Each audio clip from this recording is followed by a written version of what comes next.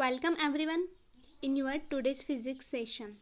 In this session, we are going to study about the topic source of heat. In previous class, we are discuss about the heat.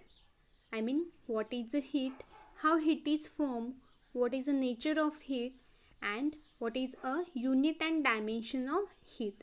So इस class में हम discuss करेंगे heat के sources, किन किन सोर्सों से हम heat generate कर सकते. तो see first source, the sun.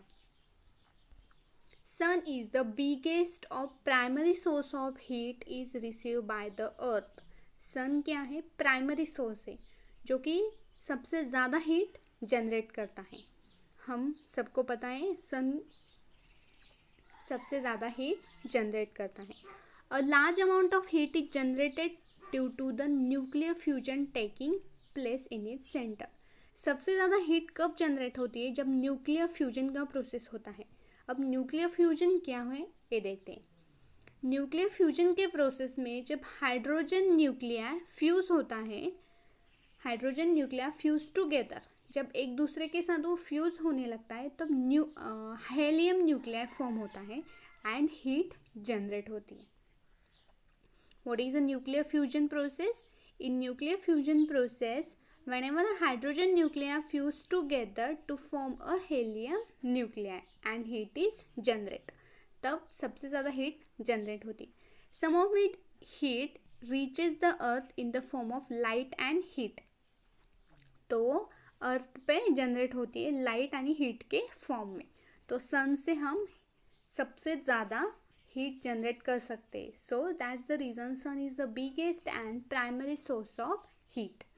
So first question for the homework is what is a nuclear fusion process. What is a nuclear fusion process. And next question is what is the first और primary source of heat. Heat का primary source कौन सा है? Next source हम देखते हैं the earth. Earth is a second source of heat.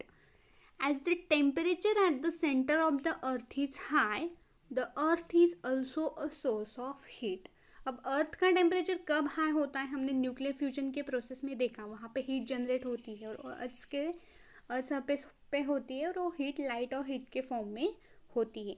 So that's the reason earth is also a source of heat.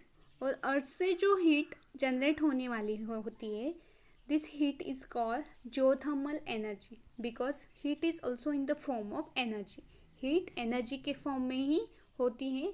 तो अर्थ से जो हीट हमें जनरेट होने वाली है उससे हम कहते हैं geothermal energy. So this is some example of geothermal energy. First, second and third. So this is a second source. Earth is a second source of heat.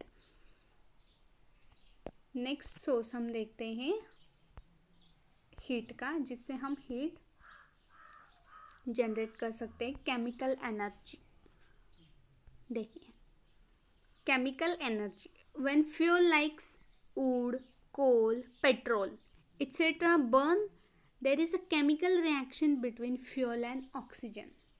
जब कोई फ्यूल मतलब वुड, कोल, पेट्रोल, ये सब fuel है, जब वे burn होने लगते हैं तो वहाँ पे केमिकल रिएक्शन होती है. किन चीज़ों पे केमिकल रिएक्शन होती है? Fuel and oxygen. जो फ्यूल होता है हो उसकी रिएक्शन किसके साथ होती है? ऑक्सीजन के साथ केमिकल रिएक्शन होती है. And heat is generated in this reaction, और वहाँ पे हीट जनरेट होती है. हम सबको पता है जब हम कोई वुड को फायर करते तो उसमें हीट जनरेट होती है. तो वुड है वो एक फ्यूल है और उसकी रिएक्शन किसके साथ होने वाली है? ऑक्सीजन के साथ, एयर के साथ. तो वहाँ पे केमिकल रिएक्शन होती है और हीट जनरेट होती है. ये आप सबको पता है. फटाकों में क्या होता है? वह उसमें केमिकल से बने होते. तब जब हम उसे बर्न करते हैं तो उसमें लाइट एंड हीट जनरेट होती है. तो दिस इज अ नेक्स्ट और third source of heat, chemical energy. Chemical energy एक और हीट का सोर्स है. Next electrical energy.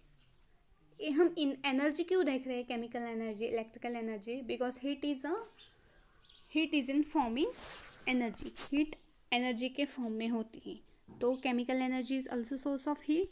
नेक्स्ट हम देखते हैं इलेक्ट्रिक एनर्जी.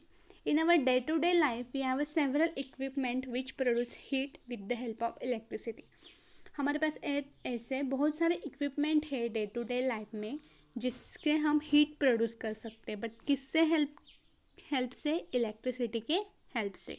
लाइक एग्जाम्पल देखिए उसके, electric press, electric heater etcetera. Thus electricity is a source of heat. Electric heater और प्रेस, इलेक्ट्रिक हीटर, प्रेस और ऐसे बहुत सारे इक्विपमेंट हैं जिससे हम हीट जनरेट कर सकते हैं. इलेक्ट्रिक बल्ब, इलेक्ट्रिक ट्यूब्स, ऐसे इक्विपमेंट हैं जो अगर हमने इलेक्ट्रिसिटी के साथ कनेक्ट कर दिए तो उसमें हीट जनरेट होती है. So electricity is also a source of heat. Next source हम देखते हैं, last source, atomic energy. Atomic energy, अब हमने न्यूक्लियर फ्यूजन का प्रोसेस तो देख लिया है, तो एटॉमिक एनर्जी क्या है देखते हैं. A huge amount of heat is produce in very short time. Atomic energy में सबसे ज़्यादा हीट जनरेट होती है. सन तो प्राइमरी सोर्स है, बट एटॉमिक एनर्जी में भी बहुत सारी हीट जनरेट होती है, ह्यूज अमाउंट में, बहुत अमाउंट में, and in a very short time, थोड़े बहुत कम टाइम में बहुत ज़्यादा हीट जनरेट होती है atomic energy. When nuclei of some elements like uranium, thorium, etc. undergoes a fission, वहाँ पे फ्यूजन होता है, न्यूक्लियर फ्यूजन. यहाँ पे होता है फिजन. यूरेनियम एंड थोरियम में ऐसे एलिमेंट है जिसमें न्यूक्लियर फिजन प्रोसेस होती है और वहाँ पे ह्यूज अमाउंट में हीट जनरेट होती है, वो भी बहुत कम टाइम में. So this is used in atomic energy project. So इसलिए वो एटॉमिक एनर्जी के प्रोजेक्ट में यूज किए जाते हैं. So this is also a source of electric heat. Atomic energy is also a source of heat. So second question for the homework is, what are the sources of heat? Explain in detail with the examples. Next question क्या है homework का, देखिए, what are the sources of heat? Heat के sources कौन से हैं वो आपको डिटेल में एक्सप्लेन करना है with the help of examples, और उसके एग्जाम्पल को भी एक्सप्लेन करना है. This is a second question for the homework.